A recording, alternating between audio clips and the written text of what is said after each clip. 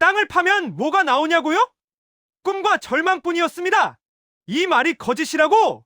석유도 없고 석탄도 부족하고 광물도 턱없이 모자란 나라. 그래서 항상 수입에 의존해야 했죠. 하지만 만약 이 모든 게 거짓이었다면, 만약 우리 발밑에, 아니 정확히는 우리 바다 밑에 상상을 초월하는 보물이 숨겨져 있었다면, 2024년 한국해양과학기술원이 발표한 충격적인 보고서 하나가 세상에 공개됐습니다. 동해와 남해 심해저에서 희소금속, 망간단괴, 희토류, 메탄하이드레이트가 대규모로 발견됐다는 내용이었죠. 그 가치는 추정 불가. 어떤 전문가는 수천조 원이라고 했고, 어떤 이는 국가 미래, 100년치 에너지라고 표현했습니다. 그런데 왜 지금까지 몰랐을까요? 왜 이 엄청난 자원이 수천 년 동안 잠들어 있었을까요? 그리고 이 발견이 한국의 미래를 어떻게 바꿀까요? 지금부터 들려드릴 이야기는 단순한 자원 발견의 이야기가 아닙니다. 이것은 대한민국이 자원 빈국에서 자원 강국으로, 의존의 나라에서 독립의 나라로 변화하는 역사적 순간의 기록입니다. 이 영상을 끝까지 보시면 여러분은 한국의 바다가 품고 있는 놀라운 비밀을 알게 될 것입니다. 구독과 좋아요는 더 좋은 영상을 만드는데 큰 힘이 됩니다. 댓글로 여러분의 의견을 남겨주세요. 저는 해양지질학자입니다. 20년 넘게 한국의 바다를 연구해 왔어요. 사람들은 제게 자주 물었습니다. 바다에서 뭘 찾으세요? 저는 항상 이렇게 대답했죠. 미래를 찾고 있습니다. 대부분은 이해하지 못했어요. 바다에 무슨 미래가 있냐고 했죠. 하지만 저는 알고 있었습니다. 바다 깊은 곳에 뭔가 있다는 걸요. 그 확신이 현실이 된 건 3년 전이었습니다. 동해 심해 탐사 프로젝트에 참여했을 때였어요. 수심 2000m 지점에서 무인 잠수정이 이상한 신호를 감지했습니다. 박사님, 이거 봐야 할 것 같아요. 연구원이 모니터를 가리켰어요. 화면에는 해저 표면이 보였는데 뭔가 반짝이는 물질들이 흩어져 있었습니다. 확대해봐요. 화면이 가까워지자 놀라운 광경이 펼쳐졌어요. 검은색과 갈색의 둥근 덩어리들이 해저 곳곳에 박혀 있었습니다. 이게 망간단괴인가요? 맞아요. 그것도 엄청난 양이에요. 망간단괴는 심해저에서 수백만 년에 걸쳐 형성되는 광물 덩어리예요. 망간뿐 아니라 니켈, 구리, 코발트 같은 희소 금속이 풍부하게 들어있죠. 저는 흥분을 감추지 못했습니다. 샘플 채취해요. 지금 당장요. 무인 잠수정이 해저로 내려가 샘플을 채취했어요. 그 순간 제 심장은 미친 듯이 뛰었습니다. 이건 단순한 발견이 아니었어요. 한국 해양 역사의 전환점이었으니까요. 연구소로 돌아와 샘플을 분석했습니다. 결과는 예상을 뛰어넘었어요. 망간 함량 30%, 니켈 1.2%, 구리 1%, 코발트 0.2%. 이 정도면 상업적 가치가 충분했습니다. 박사님, 이거 대박이에요. 연구원들이 환호했습니다. 하지만 저는 더 궁금했어요. 이게 전부일까? 아니면 더 있을까? 우리는 탐사 범위를 넓혔습니다. 동해 전역, 그리고 남해까지요. 그리고 놀라운 사실을 발견했어요. 동해에는 망간단괴뿐 아니라 희토류도 있었습니다. 희토류는 첨단 산업의 필수 소재죠. 반도체, 배터리, 전기차, AI 서버에 다 쓰여요. 남해에서는 메탄하이드레이트가 발견됐습니다. 이건 얼음처럼 생긴 천연가스예요. 에너지 밀도가 높아서 미래 에너지원으로 주목받고 있죠. 박사님, 이거 진짜 한국 바다 맞아요? 연구원의 말에 저는 웃었습니다. 맞아요. 우리 바다예요. 우리가 몰랐을 뿐이죠. 데이터를 정리하면서 저는 깨달았어요. 한국은 자원 빈국이 아니었습니다. 단지 자원이 바다 아래 숨어 있었을 뿐이었죠. 보고서를 작성하는 동안 손이 떨렸어요. 이 내용이 공개되면 한국의 미래가 바뀔 거라는 걸 알았으니까요. 정부에 보고했습니다. 동해와 남해 심해저의 대규모 자원이 확인됐습니다. 망간단괴, 히토류, 메탄하이드레이트. 추정 매장량은 장관님이 자료를 보시더니 놀란 표정을 지으셨어요. 이게 정말입니까? 네, 확실합니다. 3년간 검증한 데이터예요. 이 자원의 가치는 얼마나 됩니까? 보수적으로 잡아도 수천조 원입니다. 그것도 현재 기술로 채굴 가능한 양만요. 회의실이 조용해졌습니다. 장관님이 천천히 말씀하셨어요. 이 정보는 최고 기밀로 분류합니다. 외부 유출 절대 금지예요. 저는 고개를 끄덕였습니다. 이해했어요. 이런 정보가 새나가면 주변국들이 가만히 있지 않을 테니까요. 연구는 계속됐습니다. 더 정밀한 탐사, 더 많은 샘플 채취, 더 정확한 분석이 이어졌어요. 그리고 매번 새로운 발견이 있었습니다. 독도 주변 해역에서는 고순도 히토류가 발견됐어요. 제주도 남쪽에서는 대규모 메탄하이드레이트 층이 확인됐죠. 박사님, 이거 진짜 끝이 없네요. 아직 시작에 불과해요. 바다는 넓고 우리가 탐사한 건 일부에 불과하니까요. 어느 날 국제학회에 참석했습니다. 일본 학자가 저에게 다가왔어요. 한국 해역에서 뭔가 발견했다는 소문이 있던데요. 그냥 일상적인 조사예요. 그래요? 최근 한국 무인 잠수정 활동이 급증했던데. 저는 애써 태연하게 웃었습니다. 해양 연구는 원래 그런 거 아니겠어요? 하지만 그는 의심스러운 눈빛을 거두지 않았어요. 연구소로 돌아와 팀원들에게 말했습니다. 시간이 없어요. 빨리 움직여야 해요. 무슨 일이에요? 다른 나라들이 눈치채기 시작했어요. 우리가 먼저 권리를 확보해야 해요. 우리는 UN 국제해적기구에 탐사 신청서를 제출했습니다. 동해와 남해 특정 해역에 대한 독점 탐사권을 요청한 거예요. 신청서를 제출하고 며칠 후였습니다. 중국 대사관에서 연락이 왔어요. 한국의 해저 탐사 활동에 대해 논의하고 싶습니다. 예상했던 반응이었습니다. 저는 동료들에게 말했어요. 시작됐어요. 이제부터가 진짜 싸움이에요. 바다 아래 잠든 보물을 찾았습니다. 하지만 그 보물을 지키는 건 또 다른 문제였어요. 한국은 수천 년 동안 바다의 나라라 불렸습니다. 삼면이 바다로 둘러싸인 반도 국가였죠. 하지만 우리는 바다 위만 봤어요. 바다 아래는 보지 못했습니다. 이제 그 아래를 봤어요. 그리고 놀라운 진실을 발견했죠. 한국은 자원 빈국이 아니었습니다. 단지 자원이 깊은 곳에 숨어 있었을 뿐이었어요.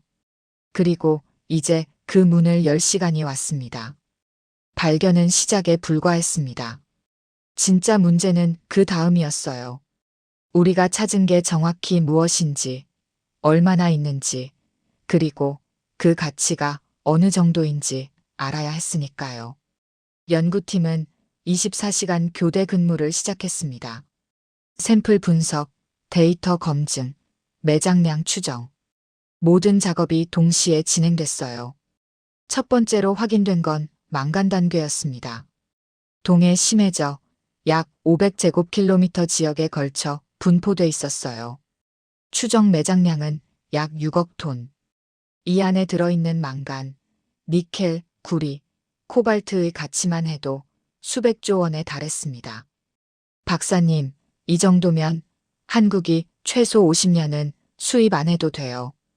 연구원의 말에 저는 고개를 끄덕였습니다. 맞아요. 하지만 더 중요한 건 따로 있어요. 뭔데요? 이 자원들이 21세기 산업의 핵심이라는 거예요. 망간단괴에 들어있는 금속들은 단순한 광물이 아니었어요. 니켈은 전기차 배터리의 핵심 소재였습니다. 구리는 전선과 반도체에 필수적이었죠. 코발트는 리튬이온 배터리에 꼭 필요했어요. 이건 단순히 광물 발견이 아니에요. 미래 산업의 열쇠를 찾은 거죠. 두 번째로 확인된 건 히토류였습니다. 독도 주변 해역에서 발견된 히토류는 특별했어요. 디스프로슘, 테르뷴, 네오디뮴 같은 중히토류가 포함돼 있었거든요. 박사님, 이거 진짜 대박이에요. 왜요? 중히토류는 중국이 전 세계 생산량의 90%를 독점하고 있어요. 그런데 우리가 이걸 가지고 있다고요? 저는 샘플 분석 결과를 다시 확인했습니다.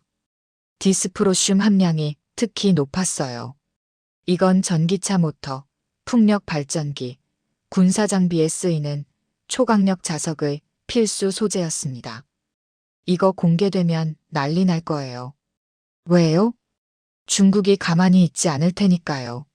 세 번째로 확인된 건 메탄하이드레이트였습니다. 제주도 남쪽 해역 수심 1000m에서 2000m 사이에 대규모 층이 발견됐어요. 박사님, 이거 양이 얼마나 돼요? 보수적으로 추정해도 6억 톤 이상이에요. 그게 얼마나 많은 건데요? 한국이 100년 동안 쓸 수 있는 천연가스 양이에요. 연구원들이 놀란 표정을 지었습니다. 메탄하이드레이트는 천연가스가 얼음 형태로 고체화된 거예요. 부피 대비 에너지 밀도가 엄청나게 높죠. 이거 채굴할 수 있어요? 기술적으로는 가능해요. 일본이 이미 시험 생산에 성공했거든요. 그럼 우리도 할 수 있겠네요? 당연하죠. 우리 기술력이면 충분해요. 데이터를 정리하면서 저는 전체 그림을 봤습니다. 망간단괴 6억 톤, 히토류 수백만 톤, 메탄하이드레이트 6억 톤 이상. 이건 단순한 숫자가 아니었어요. 한국의 산업 구조를 완전히 바꿀 수 있는 자원이었습니다. 정부 보고 회의가 열렸습니다. 장관님뿐 아니라 산업부, 외교부, 국방부 관계자들까지 참석했어요. 이 자원들의 전략적 가치를 설명해 주시죠. 저는 프레젠테이션을 시작했습니다. 첫째, 에너지 독립입니다. 메탄하이드레이트만으로도 한국은 천연가스 수입국에서 자급국으로 전환할 수 있어요. 참석자들이 집중했습니다. 둘째, 산업 경쟁력입니다. 망간단괴와 히토류는 반도체, 배터리, 전기차, AI 산업의 핵심 소재예요. 이걸 확보하면 한국은 글로벌 공급망에서 절대적 위치를 차지할 수 있죠. 산업부 장관이 손을 들었어요. 채굴 비용은 얼마나 들까요? 현재 기술로는 톤당 약 $300 정도 예상됩니다. 하지만 시장 가격이 그것보다 훨씬 높아요. 수익성이 있다는 말이죠? 충분합니다. 특히 히토류는 중국 독점 체제가 깨지면 가격이 더 오를 거예요. 외교부 장관이 우려를 표했습니다. 주변국 반응이 문제입니다. 특히 중국과 일본이요. 예상하고 있습니다. 하지만 우리가 먼저 움직이면 주도권을 잡을 수 있어요.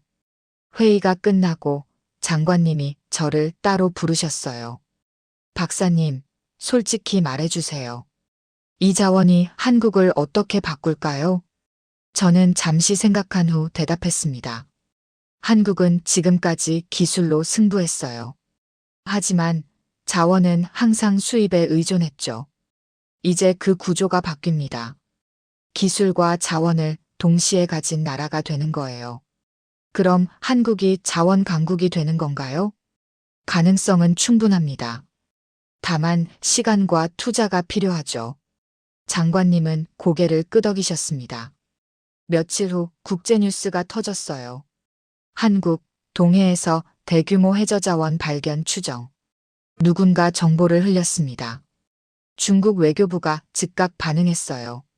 한중 해양 경계는 아직 확정되지 않았다. 일방적 탐사는 국제법 위반이다. 일본도 가세했습니다. 독도 주변 해역은 분쟁 수역이다. 한국의 단독 탐사는 받아들일 수 없다. 예상했던 반응이었어요. 연구소 회의실에서 긴급 대책 회의가 열렸습니다. 어떻게 할까요? 계속 진행해요. 우리가 멈추면 그들이 들어와요. 국제 압력이 거세질 텐데요. 압력은 우리가 뭔가 가치 있는 걸 가졌다는 증거예요. 미국에서 연락이 왔습니다. 한국의 해저 자원에 관심이 있다. 협력 방안을 논의하고 싶다. 유럽연합도 비슷한 메시지를 보냈어요. 세계가 움직이기 시작했습니다. 저는 동료들에게 말했어요. 우리가 찾은 건 단순한 광물이 아니에요. 21세기 패권의 열쇠예요. 무슨 뜻이에요? 석유가 20세기를 지배했다면 희토류와 희소금속은 21세기를 지배할 거예요. 그리고 한국이 그 중심에 있는 거죠. 연구는 멈추지 않았습니다. 더 정밀한 탐사가 이어졌고 매번 새로운 발견이 있었어요. 서해에서도 망간 퇴적층이 발견됐습니다. 남해에서는 추가 메탄 하이드레이트 층이 확인됐죠. 박사님, 이거 정말 끝이 없네요. 바다는 넓어요. 우리가 본 건 극히 일부예요. 어느 날 밤 연구실에서 혼자 데이터를 보고 있었어요. 화면에는 한반도 주변 해역 지도가 떠 있었습니다. 곳곳에 표시된 자원 매장 지역들이요. 저는 생각했어요. 수천 년 동안 우리는 육지만 봤어요. 하지만 진짜 보물은 바다 아래 있었습니다. 그리고 이제 그 보물을 세계가 탐내고 있었어요. 검은 황금, 21세기의 새로운 석유. 그게 바로 한국 바다 아래 잠들어 있었습니다. 평온했던 바다가 전장으로 변했습니다. 뉴스가 터진 지 일주일 만에 동해와 남해 상황이 완전히 달라졌어요. 저는 아침 브리핑을 받았습니다. 박사님, 중국 해양조사선 세척이 이어도 근처에 나타났어요. 일본은요? 독도 동쪽 200km 지점에서 탐사 활동 중입니다. 예상했지만 생각보다 빨랐어요. 해양수산부 장관실로 급히 갔습니다. 상황이 심각합니다. 중국과 일본이 동시에 움직이고 있어요. 장관님이 지도를 펼쳤어요. 여기 봐요. 중국은 한중 중간선을 무시하고 우리 쪽으로 들어오고 있어요. 일본은 독도 영해 바로 밖에서 탐사선을 띄웠고요. 그들이 뭘 찾는 건가요? 우리가 찾은 걸 찾는 거죠. 희토류, 망간단괴, 전부요. 외교부에서 긴급회의가 소집됐습니다. 중국 대사관이 공식 항의 문서를 보냈어요.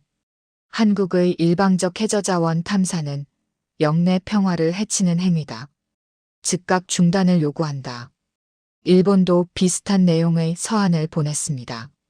독도 주변 해역에 대한 한국의 단독 탐사는 국제법상 문제가 있다. 외교부 장관이 물었어요. 박사님, 솔직히 말해주세요. 우리가 발견한 자원이 이렇게까지 중요한 건가요? 저는 고개를 끄덕였습니다. 중요한 정도가 아니에요. 21세기 산업 패권이 걸린 문제예요. 구체적으로 설명해 주시죠. 중국은 지금 전 세계 희토류의 90%를 독점하고 있어요. 그래서 가격을 마음대로 조절할 수 있죠. 2010년에는 일본과 분쟁 때 희토류 수출을 막아버렸어요. 그래서요?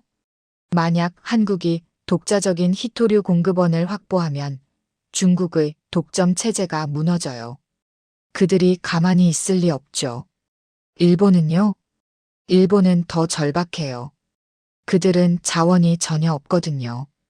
독도 근처에서 희토류가 나온다는 소식에 발칵 뒤집힌 거예요. 며칠 후 더 놀라운 소식이 들려왔습니다. 박사님, 중국이 동중국해에서 대규모 탐사를 시작했대요. 어디서요? 한중 중간선 바로 아래요. 우리 배타적 경제수역 경계선이요. 저는 지도를 펼쳐 확인했어요. 중국이 탐사하는 지역은 우리가 발견한 망간단괴 지대와 겹쳤습니다. 이거 우연이 아니에요.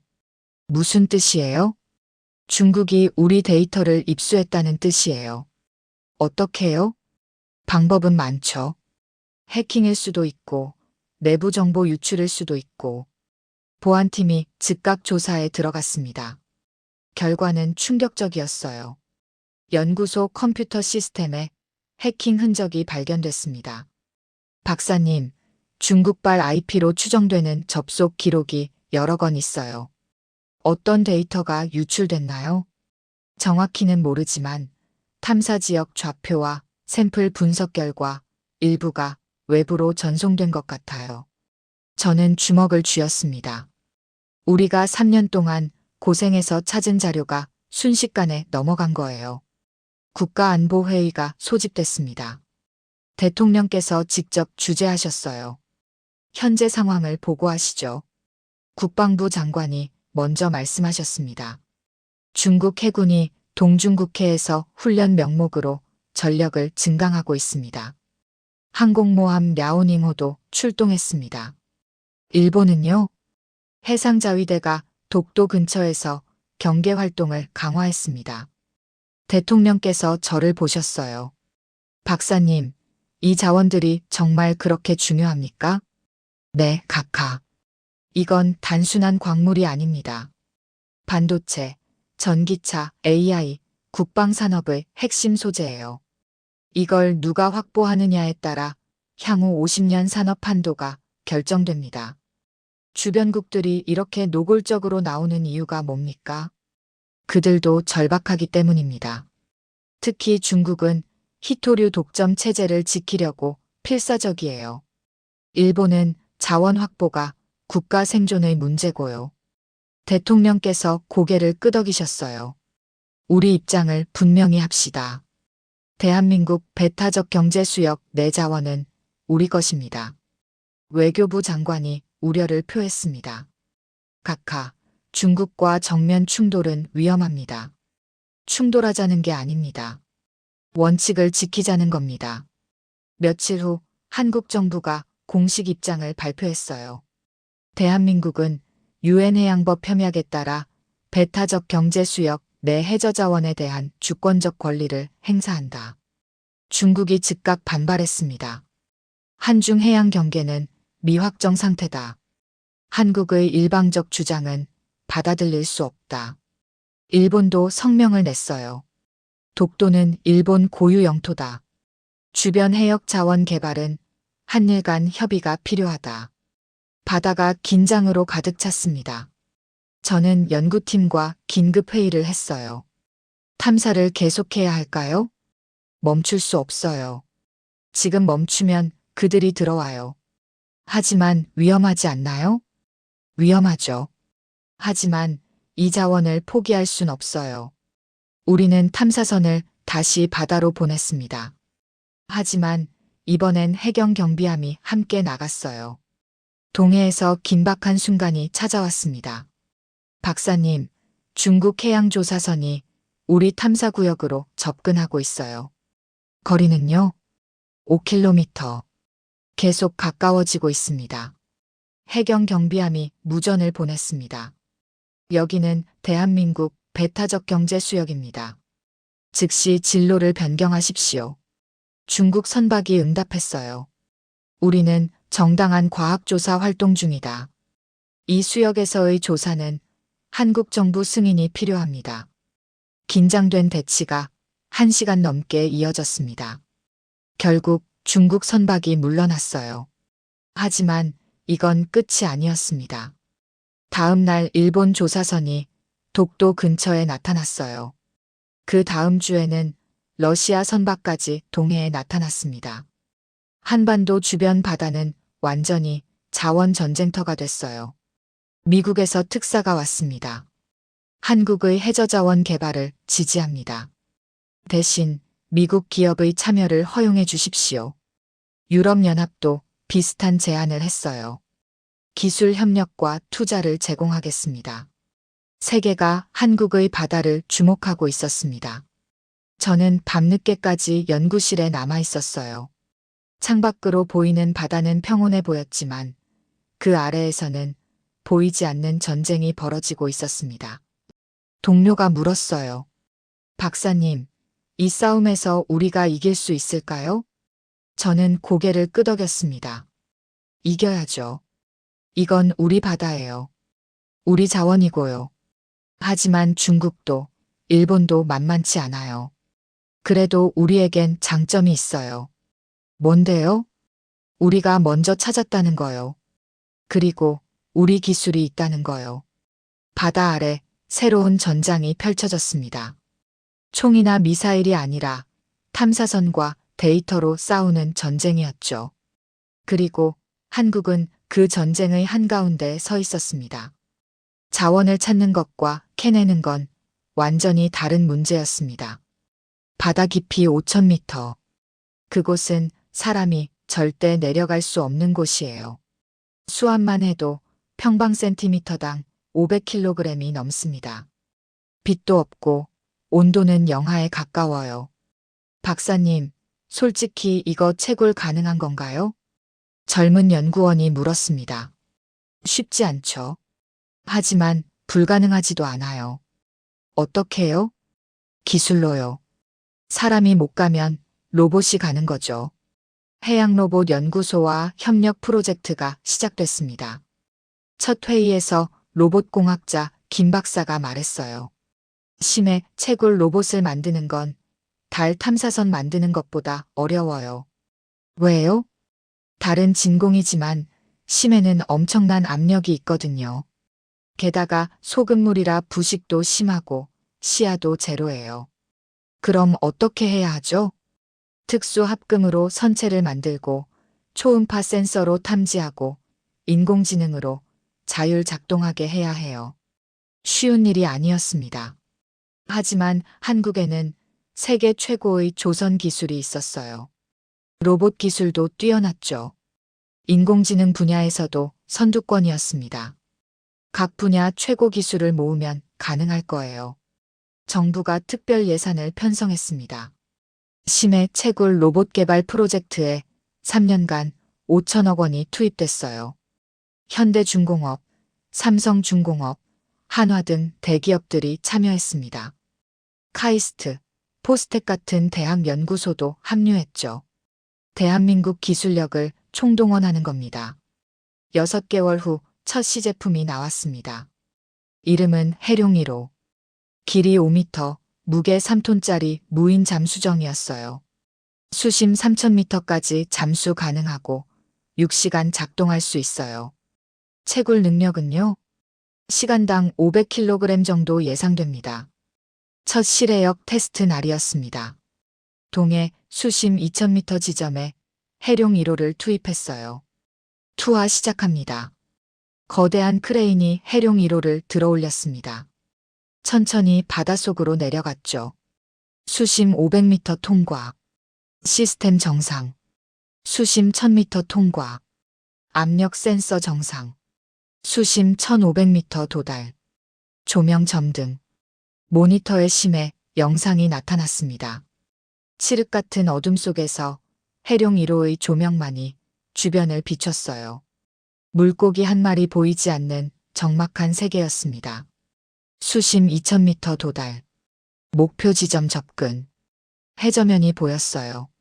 그리고 그곳에 흩어져 있는 검은 덩어리들이요. 망간단괴 확인됐습니다. 환호성이 터졌습니다. 채굴암 작동 시작합니다. 로봇팔이 천천히 움직였어요. 망간단괴를 집어 수거함에 넣었습니다. 1차 샘플 채취 성공. 하지만 문제가 생겼습니다.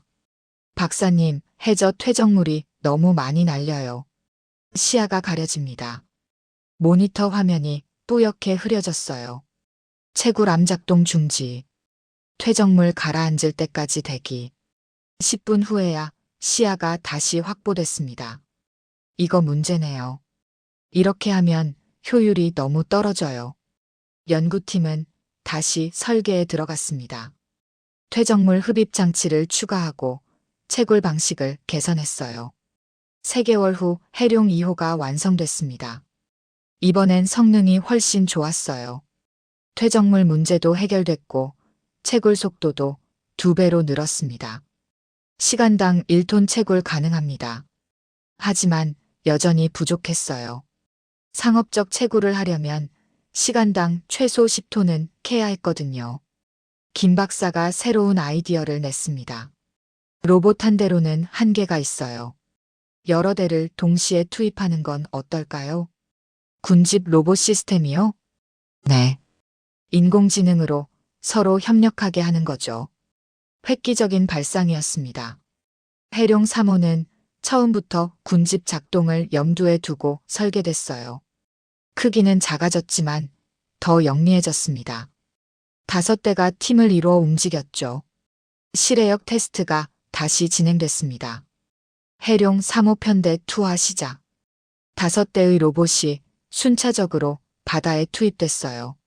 수심 2,500m 지점에서 작동을 시작했습니다. 놀라워요.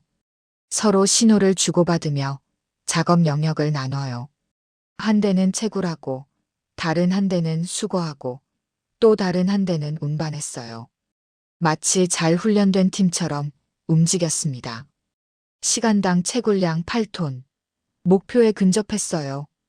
그런데 더 큰 문제가 남아 있었습니다. 채굴한 자원을 수면으로 어떻게 올리느냐였죠. 2,000m를 왕복하려면 시간이 너무 오래 걸려요. 중간 거점을 만들면 어떨까요? 중간 거점이요? 해저 1,000m 지점에 부유식 플랫폼을 설치하는 거예요. 로봇들이 거기까지만 운반하고 그곳에서 일괄적으로 수면으로 올리는 거죠. 기발한 아이디어였습니다. 설계팀이 즉시 투입됐어요. 심해 부유식 플랫폼 해왕이 개발되기 시작했습니다. 1년 후 해왕 1호가 완성됐어요. 거대한 원통형 구조물이었습니다. 수심 1,000m에 고정돼 떠 있으면서 자원을 임시 저장할 수 있었죠. 이제 시스템이 완성됐어요. 최종 통합 테스트가 실시됐습니다. 해룡 3호 5대가 해저에서 망간단괴를 채굴했어요. 해왕 1호로 운반했고 그곳에서 대형 컨테이너에 담아 수면으로 올렸습니다. 성공입니다.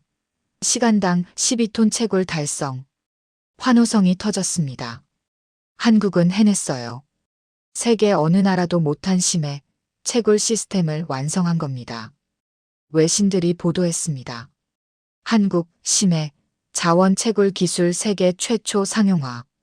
한국의 해룡 시스템 게임 체인저 될 것. 중국이 긴장했어요. 한국의 기술력을 과소평가했다.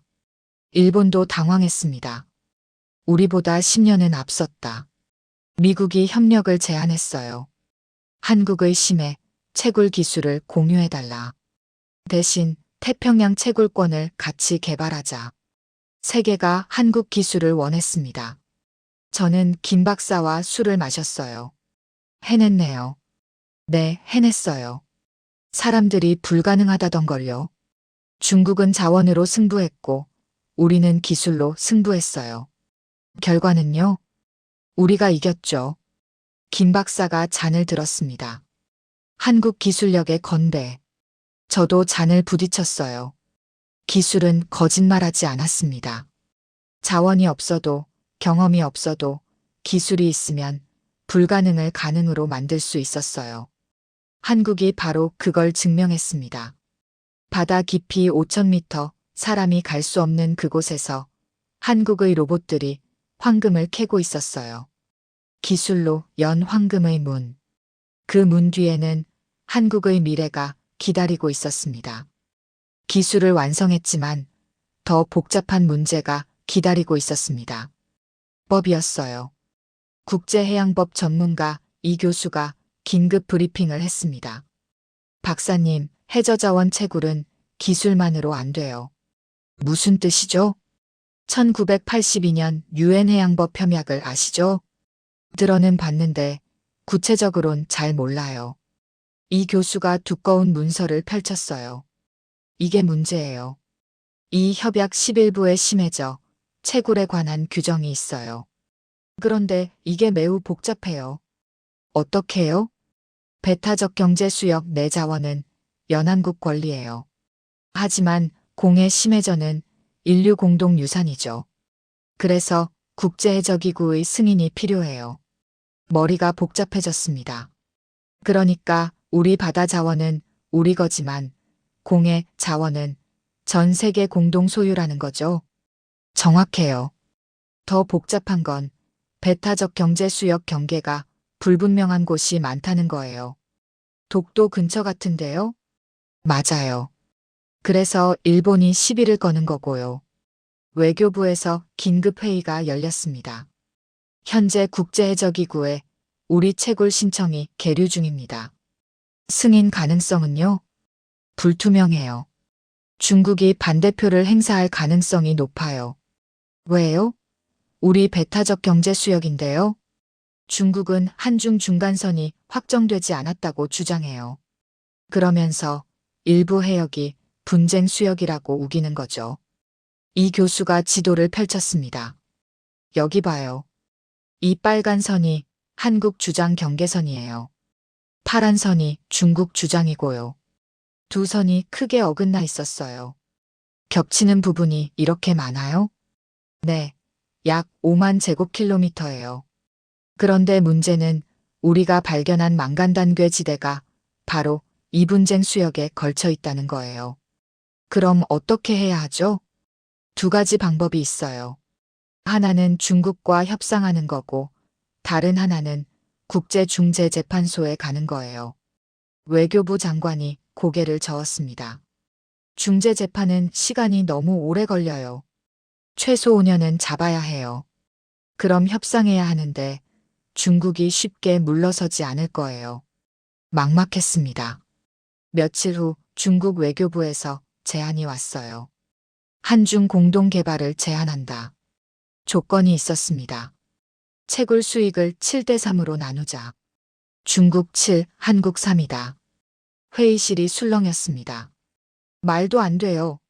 우리가 찾고 우리 기술로 캐는데 왜 3만 가져가요? 하지만 중국은 안보리 상임이사국이에요. 그들과 정면 충돌하면 다른 분야에서도 보복이 올 수 있어요. 대통령께 보고가 올라갔습니다. 각하, 중국 제안을 어떻게 하시겠습니까? 대통령께서는 단호하게 말씀하셨어요. 거절합니다. 대한민국 자원을 헐값에 넘길 순 없어요. 하지만 국제적 압박은 우리도 할 수 있어요. 새로운 카드를 만듭시다. 저는 청와대로 호출됐습니다. 박사님, 우리만의 전략이 필요합니다. 아이디어 있습니까? 저는 준비해간 자료를 펼쳤어요. 각하, 우리가 만들어야 할 건 기술 표준입니다. 기술 표준이요? 네. 심해 채굴은 아직 초기 단계예요. 국제 규칙이 명확하지 않죠. 그래서 누가 먼저 표준을 만드느냐가 중요해요. 구체적으로요? 우리 해룡 시스템을 국제 표준으로 만드는 겁니다. 채굴 방식, 환경 보호 기준, 안전 규정까지 전부요. 대통령께서 관심을 보이셨어요. 그럼 다른 나라들도 우리 기준을 따라야 한다는 건가요? 그렇죠. 표준을 만든 나라가 주도권을 갖게 돼요. 좋습니다. 추진하세요. 한국은 국제해적기구에 새로운 제안을 했습니다. 심해 채굴 환경 보호 가이드라인. 해양 생태계를 보호하면서 채굴하는 기준을 만든 거예요. 놀랍게도 많은 나라들이 지지했습니다. 한국의 제안은 합리적이다. 환경을 고려한 개발, 좋은 방향이다. 유럽 국가들이 특히 적극적이었어요. 중국이 당황했습니다. 한국이 규칙을 만들려고 한다. 막아야 한다. 하지만 늦었어요. 이미 국제 여론은 한국 편이었습니다. 저는 제네바 국제해적기구 회의에 참석했어요. 165개국 대표들 앞에서 발표했습니다. 신사숙녀 여러분, 심해는 인류 공동의 자산입니다. 하지만 무분별한 개발은 해양 생태계를 파괴할 수 있어요. 청중들이 집중했습니다. 한국은 기술과 환경 보호를 동시에 달성하는 방법을 개발했습니다. 이것을 전 세계와 공유하고자 합니다. 박수가 터져 나왔어요. 회의 후 여러 나라 대표들이 다가왔습니다. 한국의 제안을 지지합니다. 우리도 그 기술을 배우고 싶어요. 공동 연구를 제안합니다. 중국 대표만 불편한 표정이었어요. 하지만 그들도 공개적으로 반대하지 못했습니다. 환경 보호를 반대할 순 없었으니까요. 3개월 후 국제해적기구가 결정을 내렸습니다. 한국의 심해, 채굴 가이드라인을 국제표준으로 채택한다. 승리였습니다. 한국은 단순히 자원을 캐는 나라가 아니었어요. 게임의 룰을 만드는 나라가 된 겁니다. 이 교수가 말했어요. 대단해요. 법적 공백을 우리가 채웠어요. 이제 중국도 우리 룰을 따라야 하는 거죠? 맞아요. 그들이 심해 채굴을 하려면 한국이 만든 기준을 지켜야 해요. 외교부 장관이 저를 불렀습니다. 박사님, 중국이 다시 협상 테이블로 나왔어요. 조건이 바뀌었나요? 네. 5대5를 제안했어요. 거절하세요. 네. 우리가 유리한 위치예요. 더 기다리면 더 좋은 조건을 얻을 수 있어요. 장관이 놀란 표정을 지었지만 고개를 끄덕였습니다. 한 달 후 중국이 또 양보했어요. 4대6은 어떠냐? 한국 6이다. 회의가 열렸습니다. 받아들일까요? 저는 고개를 저었어요. 아직이에요. 우리는 분쟁 수역만 협상하면 돼요. 명확한 우리 수역은 100% 우리 거예요. 그럼 어떻게 하죠? 분쟁 수역만 5대5로 나누자고 하세요. 나머지는 전부 우리 거라고요. 최종 협상이 시작됐습니다. 중국도 더 이상 물러서지 못했어요. 국제 여론이 한국 편이었고 기술도 한국이 앞서 있었으니까요. 마침내 합의에 도달했습니다. 분쟁 수역 5대5 공동 개발, 명확한 한국 수역은 한국 단독 개발. 공정한 합의였어요. 저는 동료들에게 말했습니다. 해냈어요. 법으로도 이겼어요. 기술만으로는 안 되는 거군요. 맞아요. 기술과 법, 외교가 함께 가야 해요. 한국은 새로운 길을 만들었습니다. 힘으로 밀어붙이지 않았어요. 규칙을 만들어서 이긴 겁니다. 공존의 규칙을 설계하는 자만이 진짜 주인이 된다는 걸 보여줬죠. 바다는 넓었어요. 모두가 나눠 가질 수 있었습니다. 하지만 그 규칙을 누가 만드느냐가 중요했어요. 그리고 한국이 그 규칙을 만들었습니다. 첫 상업 채굴이 시작된 날을 저는 평생 잊지 못할 겁니다. 동해 해상, 거대한 채굴선 대한호가 정박해 있었어요. 대통령께서 직접 참석하셨습니다. 오늘은 역사적인 날입니다. 대한민국이 자원 빈국에서 자원 독립국으로 가는 첫걸음을 내딛는 날이죠. 버튼을 누르시자 해룡 로봇들이 바닷속으로 잠수했습니다. 수심 2,500m, 그곳에서 한국 최초의 상업 채굴이 시작됐어요. 첫 망간단괴 수거 완료. 환호성이 터졌습니다. 그날 채굴된 망간단괴는 박물관에 전시됐어요. 대한민국 에너지 독립의 상징으로요. 하지만 진짜 변화는 그 다음부터였습니다. 산업통상자원부가 긴급 보고서를 발표했어요. 해저자원 개발로 인한 경제 효과 분석. 내용은 놀라웠습니다. 연간 채굴 가능 망간단괴 100만 톤. 시장 가치 약 3조 원. 희토류 연간 5만 톤. 시장 가치 약 10조 원. 메탄 하이드레이트 연간 500만 톤. 천연가스 수입 대체 효과 약 5조 원. 합계 연간 18조 원의 경제 효과였습니다. 이건 조선업 해양 플랜트, 로봇 산업까지 합치면 더 커져요. 경제부총리가 흥분한 목소리로 말했어요. 일자리는 얼마나 창출됩니까? 직접 고용 2만 명, 간접 고용 포함하면 10만 명 이상 예상됩니다. 숫자가 전부가 아니었어요. 더 중요한 건 산업 구조의 변화였습니다. 삼성전자가 발표했어요. 한국산 히토류 확보로 반도체 생산 원가가 15% 절감됩니다. LG에너지 솔루션도 뒤따랐습니다. 배터리용 니켈과 코발트를 안정적으로 공급받을 수 있게 됐어요. 이제 중국 눈치 안 봐도 돼요.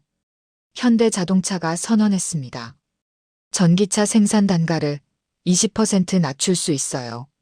글로벌 경쟁력이 확 올라갑니다. 한국 기업들이 날개를 달았어요. 저는 포스코 회장님과 만났습니다. 박사님 덕분에 우리 미래가 바뀌었어요. 무슨 말씀이세요? 망간과 니켈을 안정적으로 확보할 수 있으니 특수강 생산이 훨씬 쉬워졌어요. 이제 일본을 따라잡을 수 있어요. 에너지 분야도 혁명이 일어났습니다.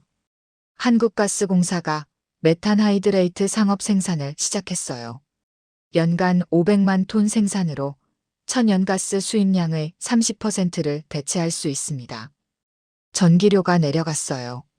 가스비도 떨어졌죠. 국민들이 직접 체감하기 시작했습니다. 요즘 전기료 왜 이렇게 쌌어? 뉴스 못 봤어? 바다에서 가스 나온대. 진짜? 우리나라가? 국민 자부심이 올라갔어요. 하지만 가장 큰 변화는 국가 위상이었습니다. 미국 상무부 장관이 한국을 방문했어요. 한국의 히토류를 미국에 공급해달라. 조건이 있습니까? 기술 협력과 안보 강화를 제안한다. 예전 같으면 한국이 구걸하던 입장이었어요. 이제는 역전됐습니다. 독일 총리가 전화를 걸어왔습니다. 한국의 해저 채굴 기술을 배우고 싶다. 투자를 원하시나요? 협력을 원한다. 윈윈이 필요하다. 일본 총리도 입장을 바꿨어요. 한일 해저자원 공동 개발을 제안한다. 독도 문제로 그렇게 싸우던 일본이 먼저 손을 내민 겁니다. 중국도 태도가 달라졌습니다. 한중 전략적 협력을 강화하자. 히토류 독점 정책은 어떻게 하실 건가요? 재고하겠다. 시장 원리를 존중하겠다. 세계가 한국을 다르게 보기 시작했어요. 지칠 정상회의에 한국이 정식 초청됐습니다. 에너지와 자원 안보를 논의하는데 한국 없이는 불가능하다. 한국은 이제 자원 게임의 핵심 플레이어가 됐어요. 국방 분야도 변했습니다. 히토류가 확보되면서 첨단 무기 개발이 가속화됐어요. 스텔스 전투기용 특수 소재를 자체 생산할 수 있게 됐습니다. 극초음속 미사일 개발에 필요한 히토류를 확보했습니다. 차세대 레이더 시스템 양산이 가능해졌습니다. 한국군의 전력이 눈에 띄게 강해졌습니다. 주변국들이 긴장했어요. 하지만 함부로 할 수 없었죠. 한국이 자원 카드를 쥐고 있었으니까요. 저는 청와대 보고를 갔습니다. 각하, 해저자원이 가져온 변화를 요약하면 이렇습니다. 화면에 정리된 내용이 나타났어요. 첫째, 에너지 독립. 천연가스 수입 의존도가 70%에서 40%로 낮아졌습니다. 둘째, 산업 경쟁력. 반도체, 배터리, 자동차 산업의 원가가 대폭 절감됐습니다. 셋째, 외교 위상. 한국이 자원 협력을 제한받는 나라가 됐습니다. 넷째, 국방력. 첨단 무기 개발이 가능해졌습니다. 대통령께서 고개를 끄덕이셨어요. 이 모든 게 바다 덕분이군요. 네, 각하. 바다가 한국의 미래를 바꿨습니다. 경제 지표도 달라졌어요. 무역 수지가 개선됐습니다. 자원 수입이 줄고 기술 수출이 늘었거든요. 국가 신용 등급이 올랐어요. 무디스가 한국을 AA로 상향 조정했습니다. 외국인 투자도 급증했어요. 한국의 해양 산업에 투자하려는 펀드가 줄을 섰죠. 원화 가치도 올랐습니다. 자원 독립국이라는 신뢰 때문이었어요. 저는 대학에서 특강을 했습니다. 여러분, 10년 전만 해도 한국은 자원이 없는 나라였어요. 하지만 이제는 다릅니다. 학생들이 집중했습니다. 바다가 우리에게 새로운 기회를 줬어요. 하지만 이건 운이 아니에요. 기술과 노력의 결과죠. 한 학생이 손을 들었어요. 교수님, 앞으로 더 많은 자원을 찾을 수 있나요? 당연하죠. 우리가 탐사한 건 극히 일부예요. 바다는 아직도 비밀투성이니까요. 그럼 한국이 정말 자원 강국이 될 수 있어요? 저는 확신에 찬 목소리로 대답했습니다. 이미 됐어요. 그리고 앞으로 더 강해질 거예요. 강의 후 한 학생이 다가왔어요. 교수님, 저도 해양학 공부하고 싶어요. 이유가 뭔데요? 한국의 미래가 바다에 있다는 걸 알았어요. 저도 그 일에 참여하고 싶어요. 저는 그 학생의 어깨를 두드렸습니다. 좋은 선택이에요. 바다는 무한한 가능성이 있어요. 밤에 해변을 걸었습니다. 파도 소리를 들으며 생각했어요. 바다는 항상 거기 있었어요. 하지만 우리는 보지 못했죠. 이제는 달라졌습니다. 바다를 보는 눈이 생겼어요. 그리고 그 바다가 한국의 미래를 바꾸고 있었습니다. 에너지 독립, 산업 패권, 외교 위상, 국방력. 모든 게 바다에서 시작됐어요. 자원이 없다고 좌절하지 않았습니다. 기술로 찾았고 지혜로 지켰어요. 그 결과 한국은 새로운 나라가 됐습니다. 이제는 다른 나라들이 한국을 부러워했어요. 어떻게 자원 빈국이 자원 강국이 됐죠? 대답은 간단했습니다. 바다를 받고 기술을 만들었고 미래를 열었어요. 그게 전부였습니다. 10년이 흘렀습니다. 저는 이제 해양과학기술원 원장이 됐어요. 그 첫 발견의 순간부터 함께했던 연구원들도 각자의 자리에서 한국의 바다를 연구하고 있습니다. 오늘은 특별한 날이었어요. 새로운 탐사선 대양호의 출항식이었습니다. 이 배는 세계 최대 규모의 심해 탐사선이에요. 수심 8,000m까지 탐사할 수 있죠. 원장님, 이번 탐사 목표는 뭡니까? 기자가 물었습니다. 태평양 심해저입니다. 한국이 국제해적기구로부터 확보한 탐사구역이죠. 무엇을 찾으실 건가요? 아직 발견되지 않은 자원들이요. 바다는 아직도 비밀투성이니까요. 대양호가 출항했습니다. 거대한 배가 천천히 항구를 빠져나가는 모습을 보며 저는 생각했어요. 10년 전 우리는 아무것도 몰랐습니다. 바다 아래 뭐가 있는지, 어떻게 캐야 하는지, 어떻게 지켜야 하는지. 하지만 이제는 달라졌어요. 한국은 세계 해양 강국이 됐습니다. 연구실로 돌아와 최신 보고서를 확인했어요. 동해 채굴 현황이 정리돼 있었습니다. 연간 망간단괴 생산량 150만 톤, 목표 달성률 120%, 희토류 생산량 8만 톤, 세계 시장 점유율 15%, 메탄하이드레이트 생산량 800만 톤, 천연가스 수입 대체율 50%. 놀라운 성과였습니다. 하지만 저는 알고 있었어요. 이건 시작에 불과하다는 걸요. 제주도 남쪽에서 새로운 발견이 있었습니다. 원장님, 코발트 크러스트를 발견했어요. 어디서요? 수중산 정상 부근이요. 두께가 평균 10cm예요. 코발트 크러스트는 해산 표면에 형성되는 광물층이에요. 코발트, 니켈, 백금까지 들어있죠. 매장량 추정은요? 보수적으로 잡아도 500만 톤 이상입니다. 또 하나의 보물을 찾았습니다. 국제학회에 참석했어요. 세계 각국의 해양학자들이 모였습니다. 기조연설을 맡은 저는 무대에 올랐어요. 신사숙녀 여러분, 10년 전 한국은 자원 빈국이었습니다. 오늘 한국은 해양자원 선진국입니다. 청중들이 박수를 보냈습니다. 이 변화는 우연이 아닙니다. 기술에 대한 투자, 환경에 대한 책임, 그리고 국제 협력의 결과죠. 한국의 해룡 시스템은 이제 20개국이 도입했습니다. 한국의 채굴 기준은 국제 표준이 됐고요. 하지만 우리의 여정은 끝나지 않았습니다. 바다는 여전히 미지의 세계예요. 더 많은 발견이 우리를 기다리고 있습니다. 발표가 끝나고 노르웨이 학자가 다가왔어요. 한국의 성공 비결이 뭡니까? 포기하지 않은 거요. 어렵다고, 불가능하다고 멈추지 않았어요.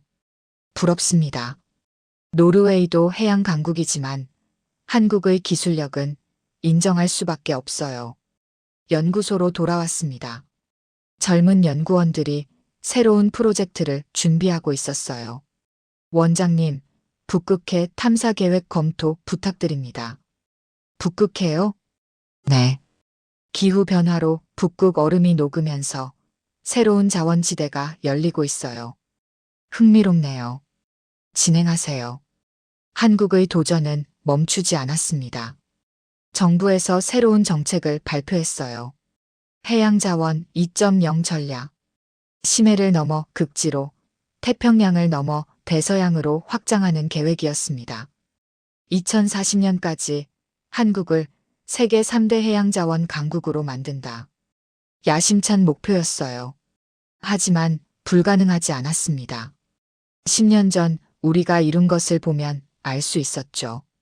대학에서 특별 강연을 했습니다. 강의실이 꽉 찼어요. 학생들의 눈빛이 반짝였습니다. 원장님, 바다에는 정말 무한한 자원이 있나요? 무한하진 않아요. 하지만 우리가 알고 있는 것보다 훨씬 많아요. 앞으로 또 어떤 발견이 있을까요? 아무도 몰라요. 그게 바로 매력이죠. 바다는 아직도 95%가 미지의 영역이에요. 한 학생이 손을 들었어요. 원장님 세대가 이렇게 많은 걸 발견했는데 저희가 할 게 남아있을까요? 저는 웃으며 대답했습니다. 남아있는 게 아니라 넘쳐나요. 우리는 겨우 문을 열었을 뿐이에요. 진짜 보물은 여러분이 찾을 거예요.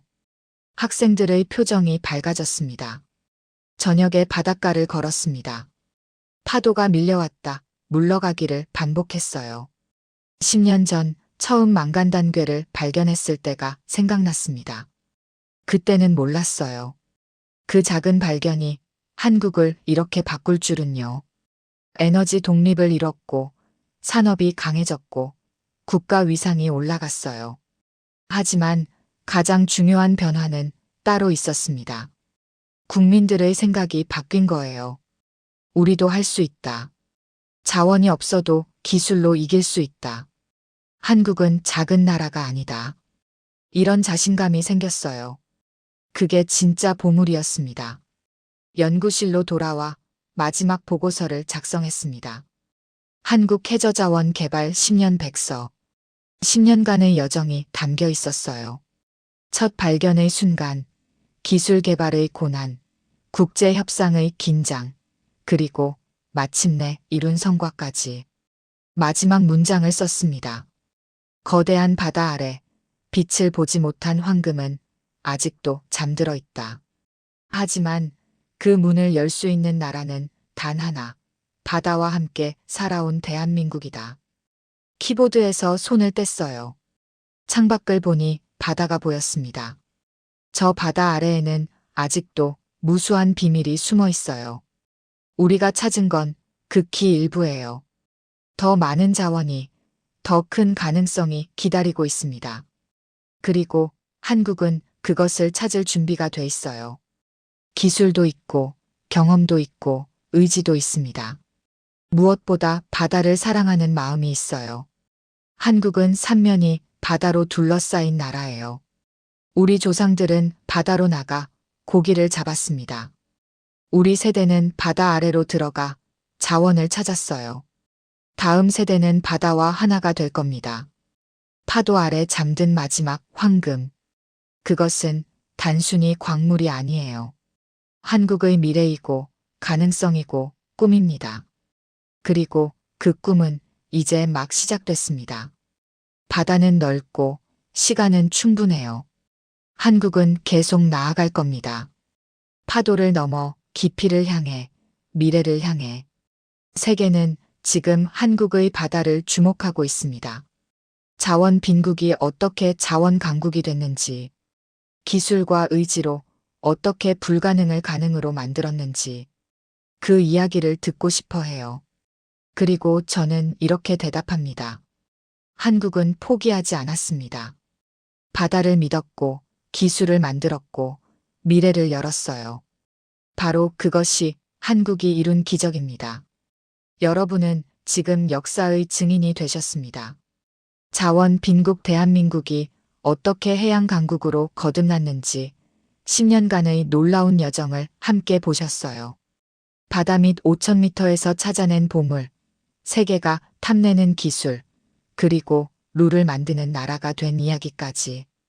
이건 단순한 성공 스토리가 아닙니다. 불가능을 가능으로 만든 한국인의 저력이에요. 자원이 없으면 기술로 만들고, 경험이 없으면 도전으로 쌓고, 규칙이 없으면 우리가 만드는 것. 그게 바로 대한민국입니다. 이 감동적인 이야기가 마음에 와닿으셨다면 구독 버튼을 꼭 눌러주세요. 좋아요와 알림 설정도 부탁드립니다. 한국의 자랑스러운 이야기를 더 많은 사람들에게 알릴 수 있도록 여러분의 응원이 필요합니다. 댓글로 여러분의 생각을 나눠주세요. 대한민국 해양 기술에 대한 자부심, 미래에 대한 기대, 무엇이든 환영합니다. 여러분의 댓글 하나하나가 이런 콘텐츠를 만드는 큰 힘이 됩니다. 한국은 지금 바다 아래에서 미래를 캐고 있습니다. 그리고 그 미래는 여러분의 것입니다. 다음에도 더 놀라운 대한민국의 이야기로 찾아뵙겠습니다. 감사합니다.